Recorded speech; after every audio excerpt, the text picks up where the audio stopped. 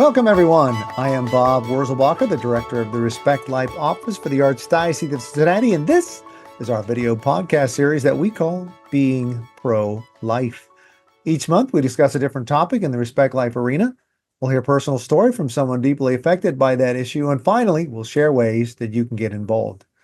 Today, we're going to talk about a bill in both the Senate and the House in the state of Ohio, co-sponsored by the Ohio Catholic Conference, which would prohibit public funding of the big three life issues today of abortion, the death penalty, and physician-assisted suicide, in addition to abolishing the death penalty altogether. Today's guest is Will Kuehnle, Director for Social Concerns at the Ohio Catholic Conference. Will, welcome to the show. Great to be on, Bob. Thanks for having me. So you've been on the show before. Yes. Talking about the state budget that was going on a couple of years ago, I guess in 2023, it must have been. That's right, a little under 2 years ago. We're in the thick of it again right now. But there might be some new guests that we have here today listening. So why don't we say a little bit first about what the Ohio Catholic Conference does and what is your role there? Sure. So the Catholic Conference of Ohio is one of about 45 state Catholic conferences. Most states across the United States have a state-level Catholic conference. But for your listeners, they've probably heard of the United States Conference of Catholic Bishops, the USCCB. Right. The Catholic Conference of Ohio is sort of like the USCCB, but our bishops, our board of directors, is made up just of those bishops whose territory or whose see is based in Ohio. So we have 10 bishops who make up our board of directors from the 6 Roman Catholic dioceses, as well as the 3 Eastern Catholic eparchies.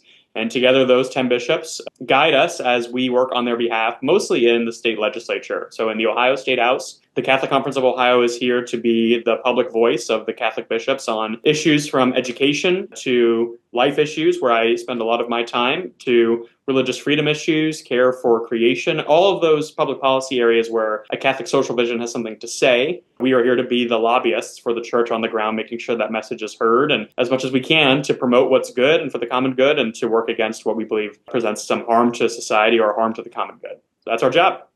Great. Well, thanks, Will. The last time we spoke, we weren't specifically talking about this with you on the podcast, but the last time we spoke, what was going on in the state of Ohio was the vote to add a right to abortion basically into the Ohio Constitution, something that was a negative thing that did pass then. But today we have a more positive thing that we're supporting, that we're talking about, that I introduced already. So tell us about this bill, about this legislation, and what more specifically it's going to do here in the state of Ohio if it's passed. Yeah, we're praying that it will pass. I think bringing up issue 1, though, is a good way to introduce the topic, because November of 2023 did establish this constitutional right to abortion access. And as many of your listeners probably are observing, that constitutional amendment has been used by the opposition on this issue to slowly chip away at good pro-life laws that existed in the Ohio Revised Code that have been put there over the course of decades by pro-life advocates working with legislators. So very shortly after that amendment passed, many of your listeners probably saw that the new constitutional amendment has taken out the heartbeat bill. It has more recently been used to put aside Ohio's 24-hour waiting period before a woman can access an abortion and the informed consent requirements. And then very recently, just weeks ago, opposition utilized issue 1 to undo the requirement that fetal remains from an abortion are treated reverently and respectfully by being either interred or cremated. That has now also been overturned.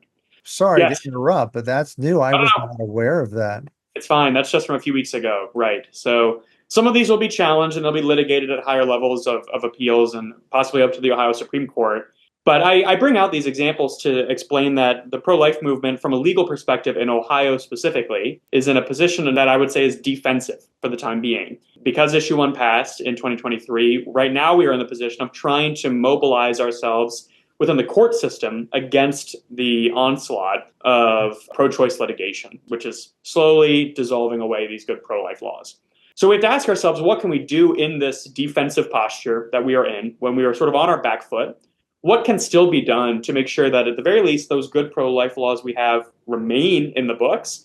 And also, can we in the same turn find creative ways to extend protections for the dignity of life, maybe in other areas beyond abortion, which is exactly what we're doing in the bills that you mentioned in the introduction. So there are companion bills, we call them, when you have the same piece of legislation moving through both chambers, both the Senate and the House. And those companion bills are House Bill 72 and Senate Bill 134. The Catholic Conference of Ohio, we've been calling these the no state-funded death bills. The goal for both of these pieces of legislation would be to make clear that the state of Ohio does not fund abortion, which, going back to my explanation around defensive maneuvers, it's the case right now, currently, that Ohio broadly doesn't fund abortion services.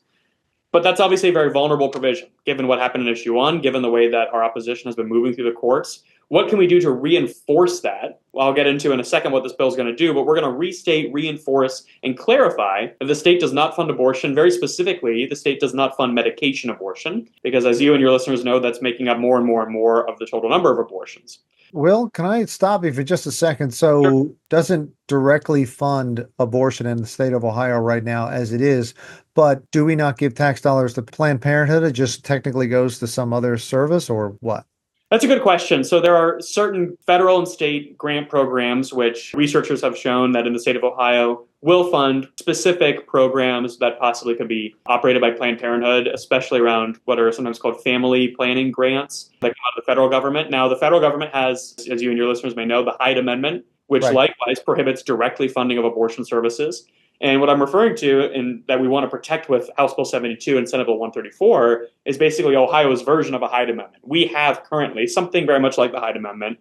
It's in section 9.04 and a few other places where the state of Ohio, it says we won't directly fund an abortion. We won't do that ourselves. Now, we can get on a separate topic. There is the question of local governments possibly providing Right. support for abortion. So that's a separate issue that we have in the past in previous General Assemblies. The Catholic Conference of Ohio has been part of supporting legislation to try to address that issue. But what we can definitely deal with is at the level of state funding. The Right. state of Ohio currently doesn't fund abortion. What can we do to keep it that way?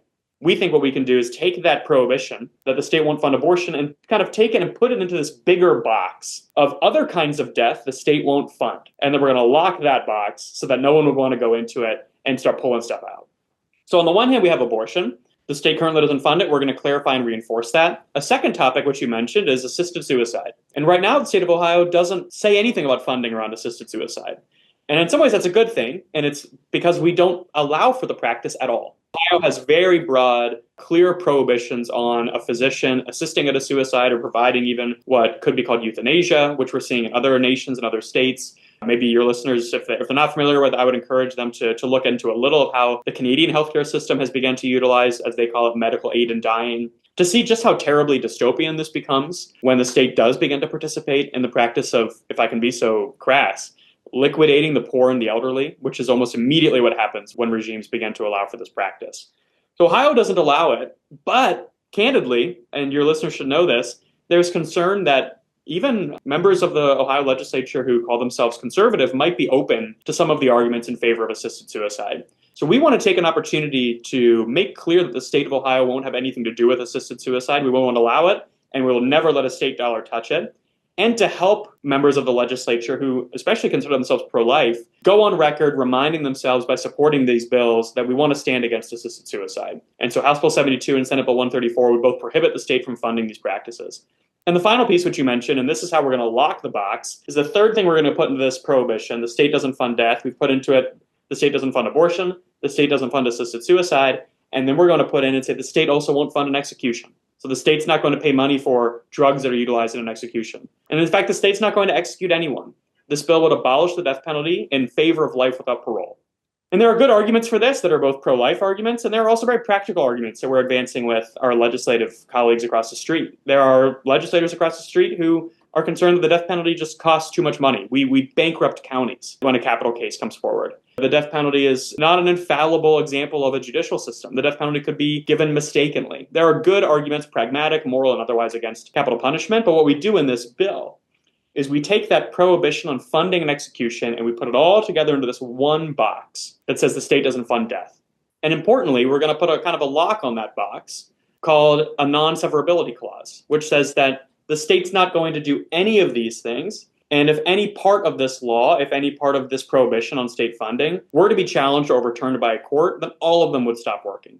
And the benefit of this, I think, there's multiple benefits. On the one hand, this lets us do something I think extremely Catholic with our legislation, which is to see that there is a consistency, as we sometimes call it, a consistent ethic of life across these areas where the dignity of life is threatened. So the state is not simply not funding assisted suicide, but we're seeing that the person who's vulnerable because they're ill, they're elderly, they're infirm, that person is vulnerable in a way like the person in the womb, like the person who's committed a heinous crime, all of them possess, as the Vatican more recently pronounced in its teaching, an infinite dignity, and the state's not going to be a part of funding any of those deaths.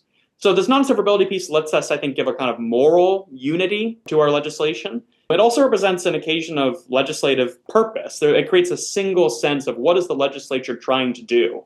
The legislature isn't trying to do something piecemeal. The legislature doesn't just want to prohibit funding of assisted suicide or just the death penalty or just abortion, but all of the above. And they're going to be viewed as a single entity by the court. So if the court were to have a case where someone wanted to challenge possibly the state funding abortion, and the court were to rule on the basis of issue 1, yes, that's right, we have to fund abortion, then the state would also be in the position of having to say, well, then that protection against funding executions is also gone.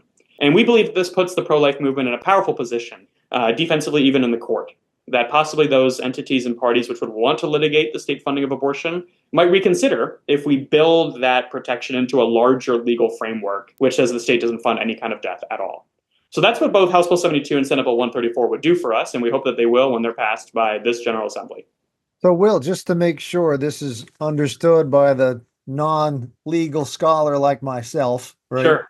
A typical law, if it has several pieces in it, I don't know, to use something perhaps almost silly, but it's illegal to go through a red light. It's Sure. illegal to go through a stop sign, Sure. and can't have a license if you're younger than 16.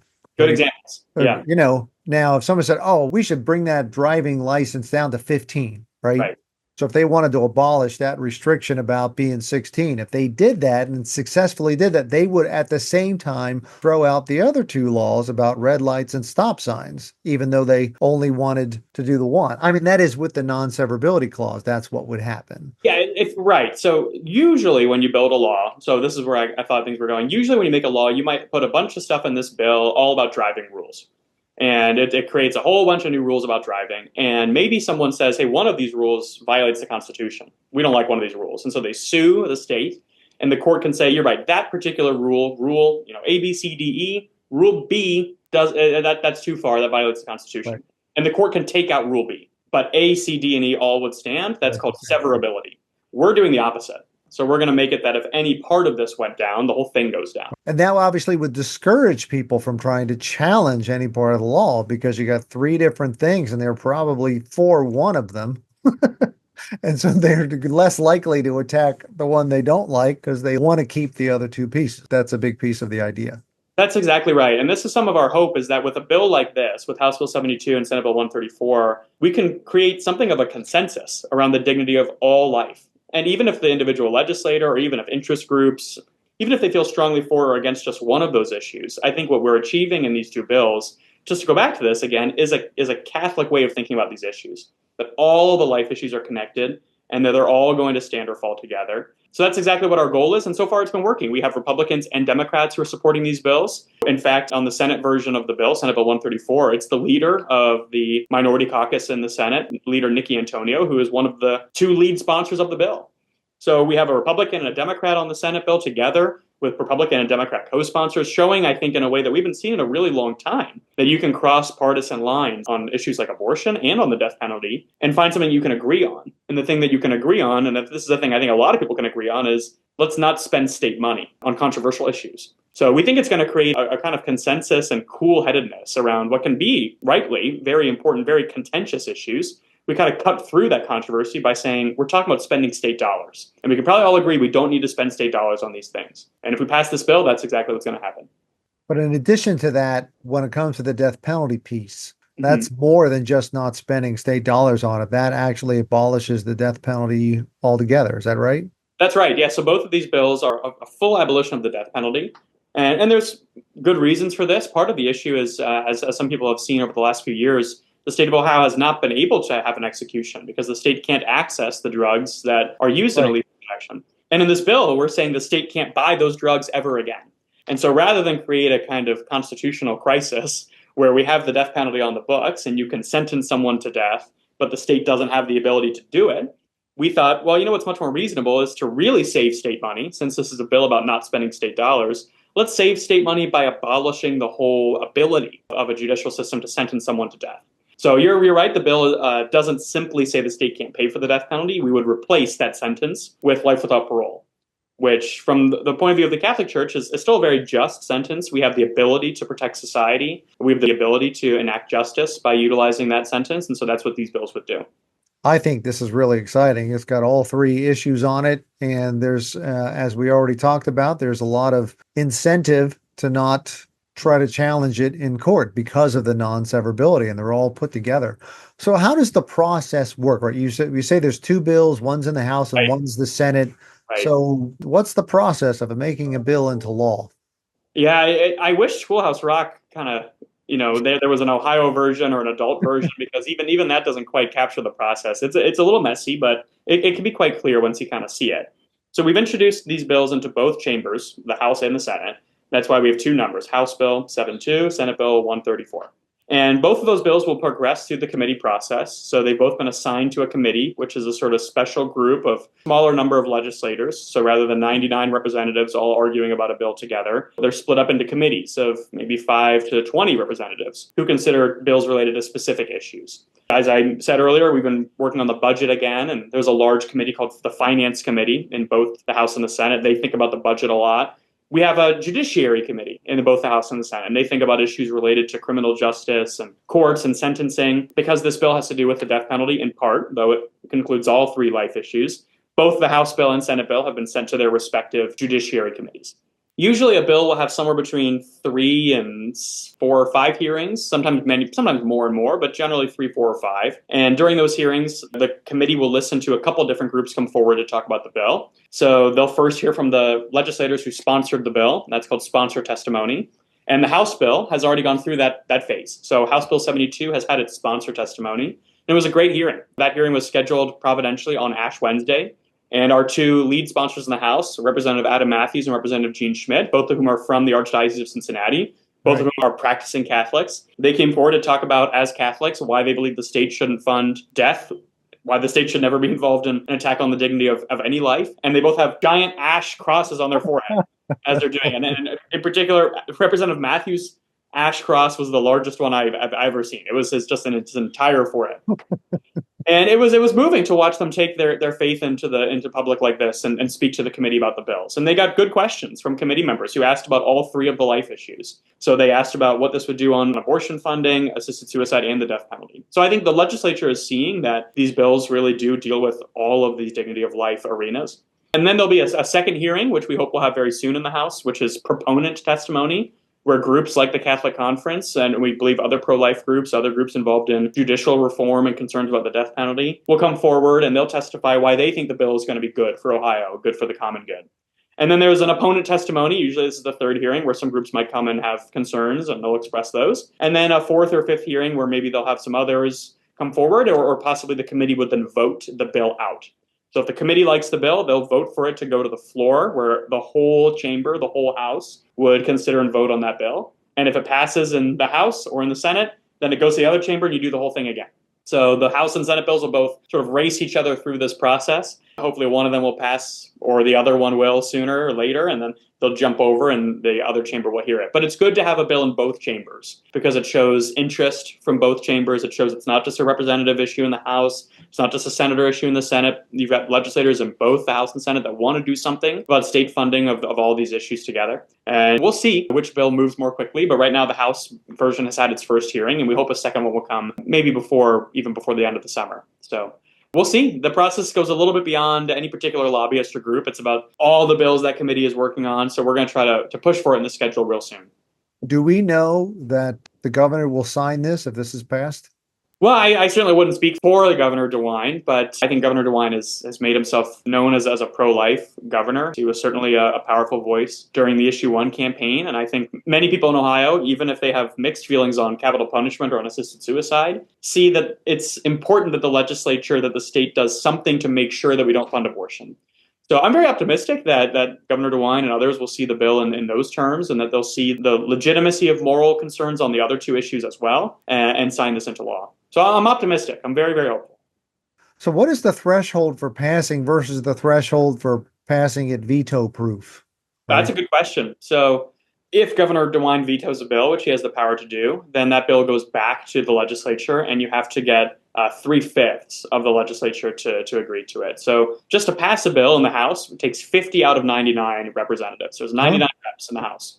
And in the Senate, there are 33 senators, so you need 17 senators 17. to pass. A veto-proof bill in the House would need 60, and in the Senate, 21, 22, whatever the math would be on that.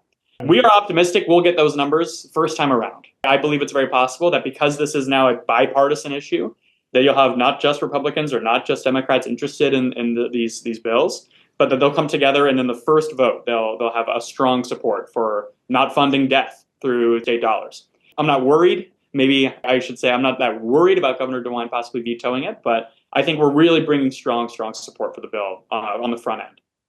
Well, like I always love to ask, what can the typical person in the pew do to help this process and help get it passed?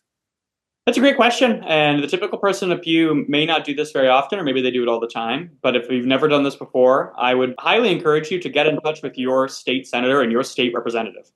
And maybe you know who that person is, maybe you don't. It's a good time to find out who they are, because every Catholic, not just when we vote in November, but every Catholic has an ordinary obligation to be a faithful citizen. And that means that they're involved in the process of legislating, not just on the very, very, very front end by helping pick their legislator, but also in sharing with them their concerns and their interests as a Catholic. So if they're not already talking to their state senator, state representative, find out who they are. Maybe they already support the bill. You may find that your state representative is Representative Gene Schmidt or Representative Adam Matthews. In that case, great. Your district is pushing the bill along in the House. Maybe your state senator is Senator Steve Huffman. Then your state senator is one of the leaders getting this thing done in the Senate. Or maybe they're a co-sponsor who's listed further down the line. If that were the case, if I was a Catholic in the pew, I'd reach out to that legislator all the same and say, thank you for doing this. Thank you for showing a consistent ethic of life and prohibiting all state-funded death. But maybe their legislator is not on board yet. Reach out and say, as a constituent, I would like to see these bills pass. I would like to see you vote for them. Members do consider that. It's easy to be cynical about politics, but when ordinary people in the pew reach out, if enough of them do, their state senator or representative will say, all right, I think I could do this. So that would be my main encouragement, would be to get involved that way. As the bills move along, the Catholic Conference will put out action alerts at different points, so that'll kind of help everybody to share the same message with their state legislator. Keep an eye out for that. So if they're not signed up for our newsletter, they can do that at ohiocathconf.org. Okay, so if you're watching this on the screen, you can see, but if you're listening, it's just go to www.ohiocathconf.org. You go to your browser and you search Ohio Catholic Conference. It'll be right there at the top. And right here on the main page, you can see all the latest things that are being posted. Right here on the right, there's a big banner, Prohibit State-Funded Death. Click for details. Click on that and tells you more about it. You can read the bill if you want. Ohio Bill 72 or the Senate Bill 134. Yeah, it's titillating stuff. Yes, you can read the letter of support from the bishops of Ohio right there. And below that, what we were really getting at is, if you've never done this before, you don't have to compose your own email or know what to say. It's right here. It's an action alert. Click here to send a message to your local legislator. And there it is. It's already written. Of course, you can edit the email if you'd like. Otherwise, you can leave it as it is and send it to do you just put your information and your address in and it'll get sent to your representative, even if you don't know who it is? That's right. Yes, we've got the latest tech here, Bob. So if you put in your address, your information, this system will identify who your state senator and state representative are and send this pre-written message, which, as Bob said, I hope you should feel free to add your own story to and details to. But we've given you the frame of a message that you can share with your legislator to say why you support these bills as a Catholic who believes in the dignity of all life and the place of public dollars to support the common good, not to end a life. So that's there on our website. But if you go back to our main website and you just scroll all the way down to the bottom, you'll see that you can join our mailing list. Join our mailing list. That way you'll be in our newsletter. And if you scroll all the way down, click join our mailing list, put in your name and email. We don't inundate you with material, but every few weeks we'll send out a newsletter about bills that are moving, what the Catholic Conference is testifying for and against. And when we get to the point that we're testifying as proponents on House Bill 72 and Senate Bill 134, you can be sure we'll send out information about that as well. So I highly encourage you to send an action alert and sign up for our newsletter. Right. So again, that's really easy. Go to Ohio Catholic Conference website, ohiocathconf.org, or just search Ohio Catholic Conference in your browser. And right there at the bottom of the screen, click on join our mailing list, and you will receive the information about that you're looking for. So terrific. Well, is there anything that we probably didn't cover that you want to say in closing related to this bill? Sure. I would say in closing that I would ask your listeners, after everything else we've talked about, even if you have reached out to your state rep and you found out that they're already a supporter of this legislation, maybe they're a strong pro-life figure like a Rep. Gene Schmidt, Rep. Adam Matthews, Senator Steve Huffman, all from the Archdiocese. And you're thinking, well, what else can I do? What else am I supposed to do? I would say the legislative process, like anything else on earth, is subject to the plan of God and subject to his will. So please pray that the Catholic Conference will succeed as we're cooperating with legislators to make sure that we don't fund death. Please pray for our representatives and senators that their hearts would be open to the cause of life, and that they would be open even to places where they've not seen the dignity of life. Maybe they've not considered assisted suicide as a pro-life issue. Maybe they're not in favor of restricting state dollars around abortion. Please pray for all of our legislators that God would soften their heart, and that lobbyists like the Catholic Conference can speak to that and bring them on board with, I think, one of our best strategies to protect life and to protect state dollars around life in Ohio. Well, thanks, Will, for talking to us today about this bill that prohibits public funding for abortion, capital punishment, and physician-assisted suicide. And let's hope we can get this moving into the legislature and signed into law. And maybe if we do that, we'll talk again. Amen. Perhaps. Maybe. We'll see what your view count looks like after this episode. If the people like Will Kuehnle or not. All right. Well, I want to thank all of our viewers and listeners for tuning in on this episode of our Being Pro-Life series. Head to the website to view all the links we talked about in this episode at www.catholicaoc.org/beingprolife. Thank you again for joining us today. I look forward to being with you next time.